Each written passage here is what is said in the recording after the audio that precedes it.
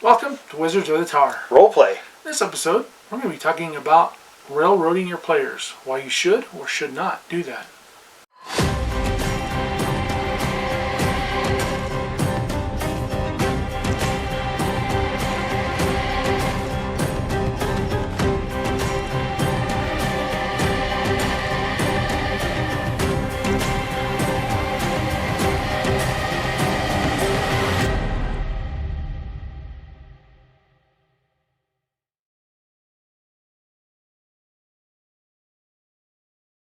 Welcome to Wizards of the Tower. Roleplay.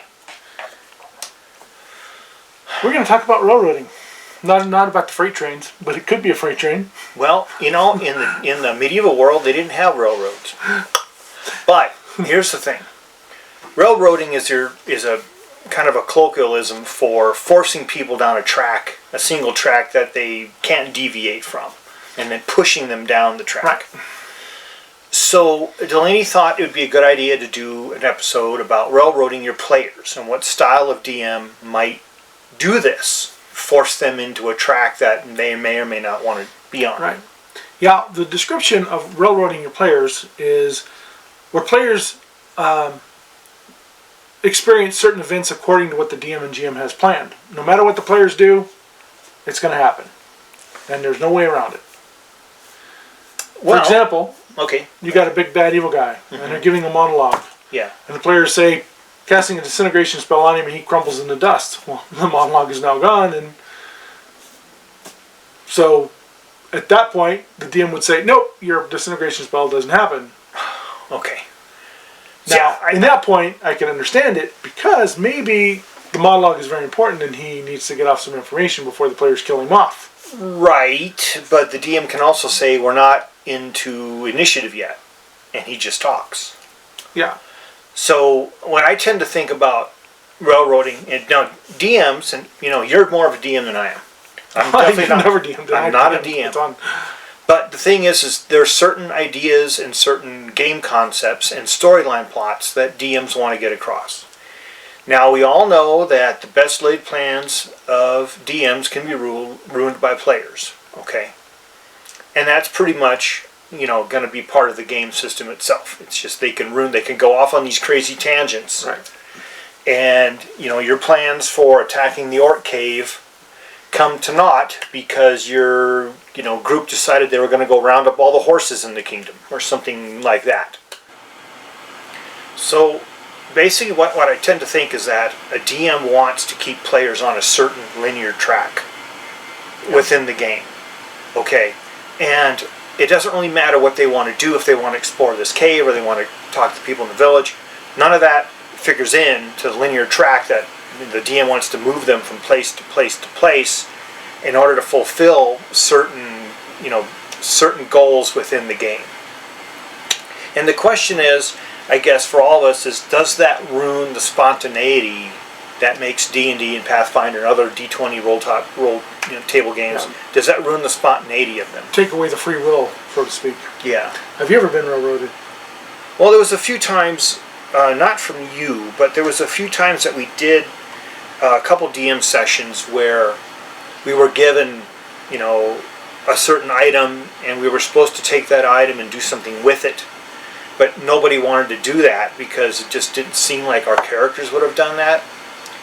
Now, the problem with that is that wrecked the whole game, because then the DM just didn't want to go ahead with the game. He's just like, my plot has you guys going to these planes, and if you're not going to go to these planes, then there's no point in doing this. Now, a lot of times I think when you do a canned adventure, it's going to contain certain aspects of railroading your characters, because you've got to follow the canned adventure. Right. Yeah, the canned adventure is very path driven. Right. And they don't write in every aspect that could come up. As a free flowing DM, creating my own stuff, when the players do something, I can immediately at the top of my head, the drop of a bucket, change the path that they're going and follow what they want to do. Yeah. I mean, you should be able to do that in a sense.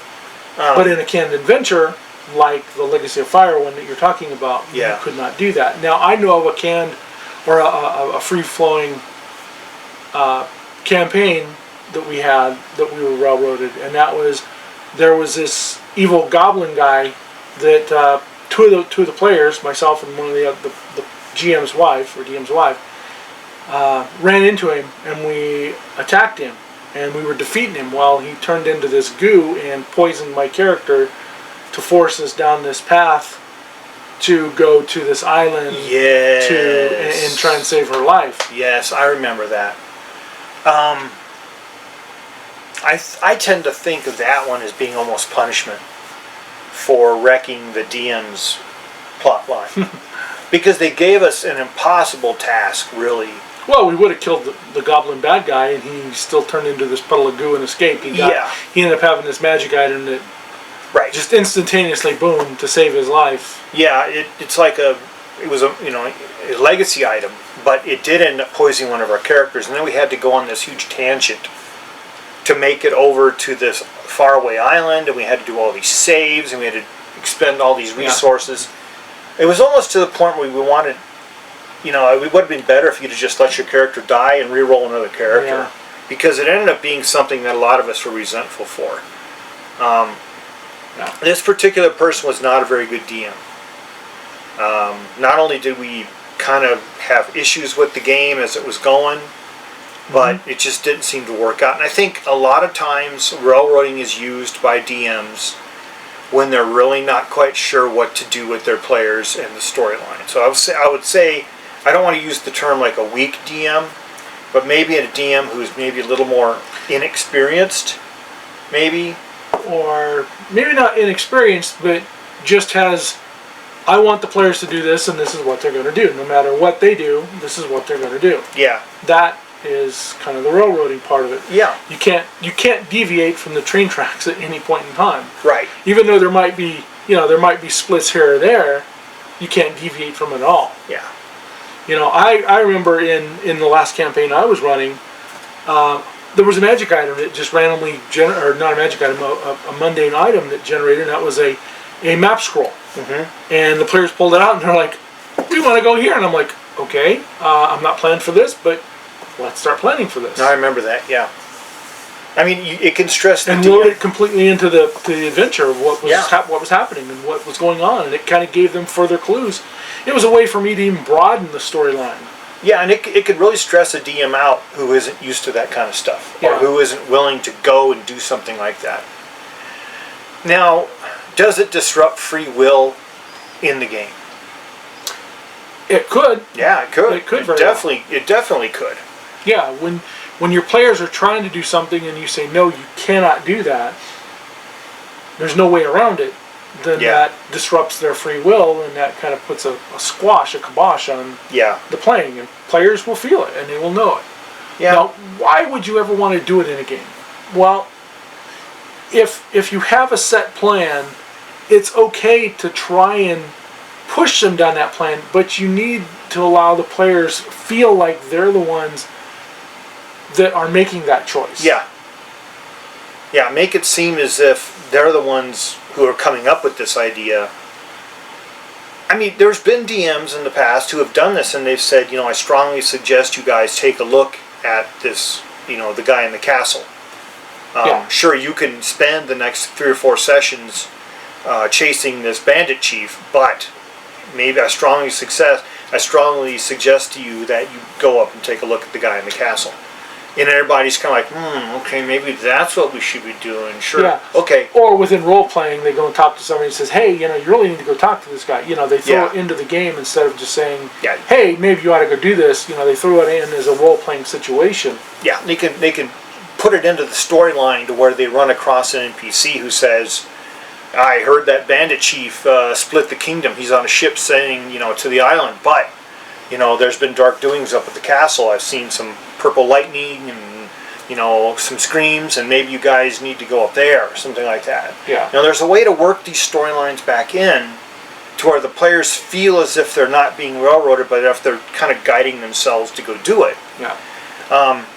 The arrogancy of DMs sometimes makes it difficult for players to sort of express their free will with their character, and a lot of times they get frustrated and angry And I can understand that. I've been in games, I've been in canned adventures. I've done a lot of canned adventures where I basically felt like, well, my thief is useless in this canned adventure. You know, we're doing this, we're fighting these guys. My 4th level thief might as well just go dig a hole and crawl right into it because there's nothing my thief can do. Yeah, and it was definitely making you feel like you weren't part of the group.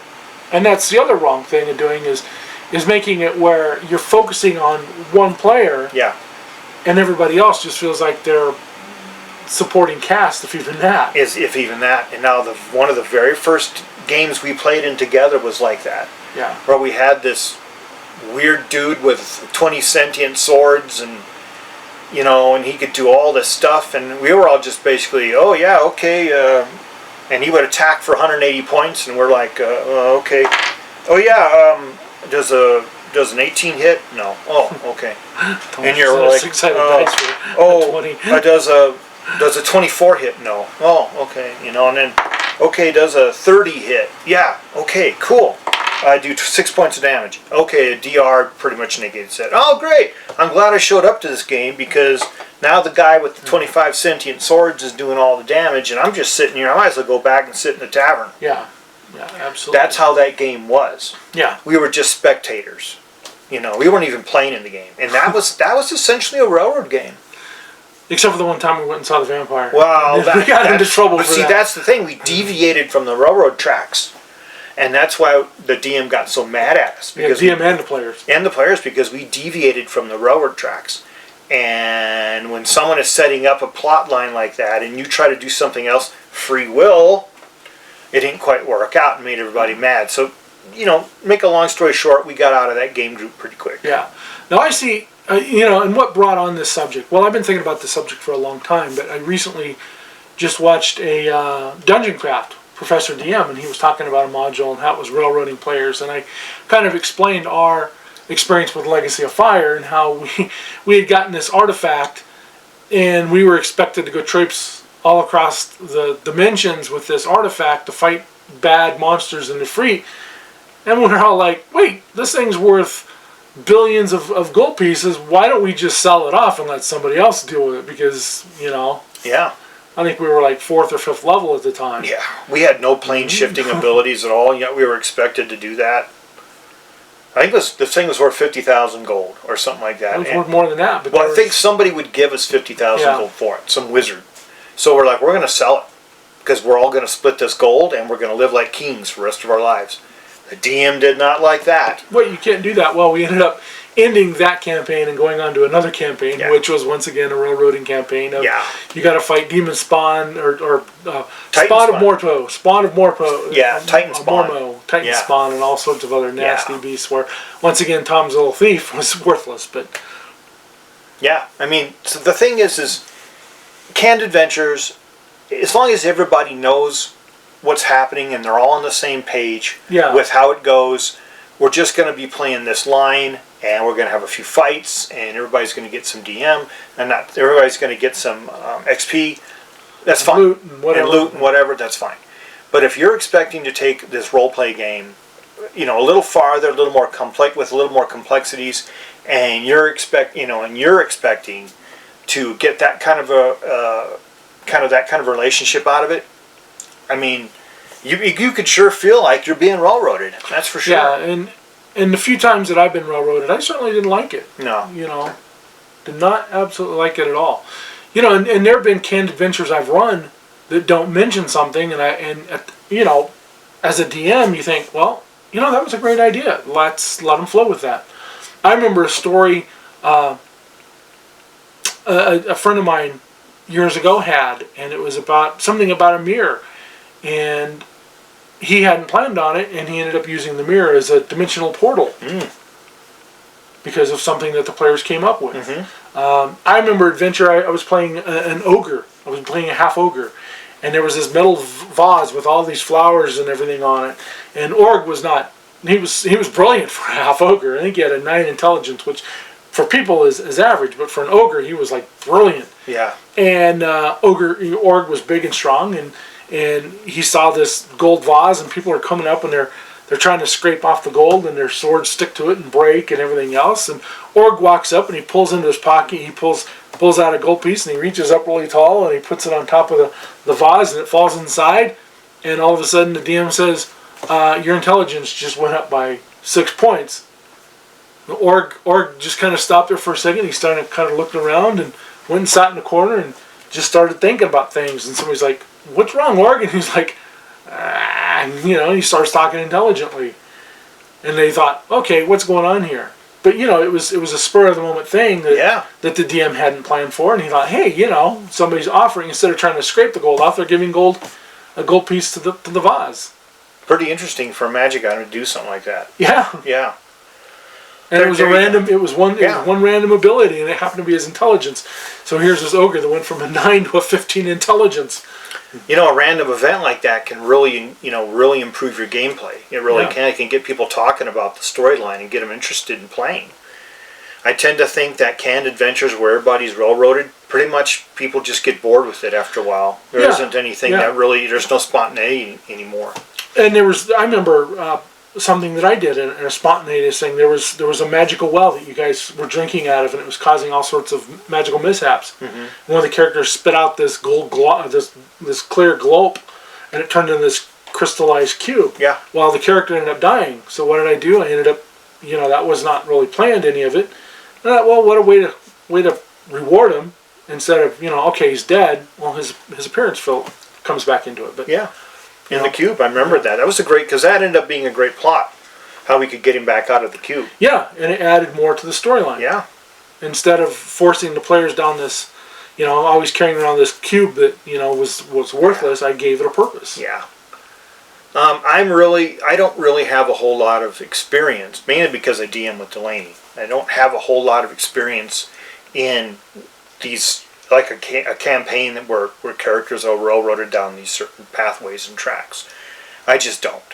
We just don't play those kind of games. Our games are wide open, spontaneous, lots of ideas, lots of stories, lots of things coalescing. Yeah. Some dead ends end up being dead ends, some dead ends end up being great pathways. That's the magic and the mystery of role-playing games. And even within a canned adventure, you can deviate. Because Gary was doing that on the Sword Coast, not the Sword Coast, but the Pirate Adventure. I remember that, yeah, and it was really got expansive. It really worked out. Yeah. And it can work. It just depends, should you do it? Well, as a DM, in some places, I guess you have to. Why not do it? Well, because it can wreck gameplay. Right. And as a DM, if you're using a canned adventure, be willing to change the path a little bit. You can get the players back on there. As we said, they talk to somebody who gives them some information that instead of maybe the big bad guy that you cast a disintegrate spell on and he falls into this massive ash. That they killed that plan off. I'll have him in a bar and somebody else tells him something that maybe the guy was going to tell him. So you can get around those, and and railroading your players is definitely a very frustrating thing for your players. Yeah. Yeah, it makes you feel great as a dungeon master, but I wouldn't do it as a dungeon master. I wouldn't like to put up with it as a player, having been through a few experiences like that. Yeah. I've always been very dissatisfied with those games. Yeah. I've been much more satisfied with the free-flowing games. So we'd like to hear, what are your experiences of railroading in your games, or if you've railroaded and how you've done it and made it fun for the players and not kept on this linear path of what has to be done. Yeah. We'd like to hear from you. So anyway, we're going to end this episode of Wizards of the Tower. Roleplay. Don't forget to like, share, subscribe, spread the word, join the Discord, ring the bell, because that gives you notifications that we put out a new episode, which comes out usually every Friday at 10 a.m. Mountain Time. Sometimes we miss them. Kind of depends upon what we've got going on, if we haven't been able to record for a little bit. So anyway, may all your adventures be epic. And keep on rolling. And not following that railroad track. Thanks, folks.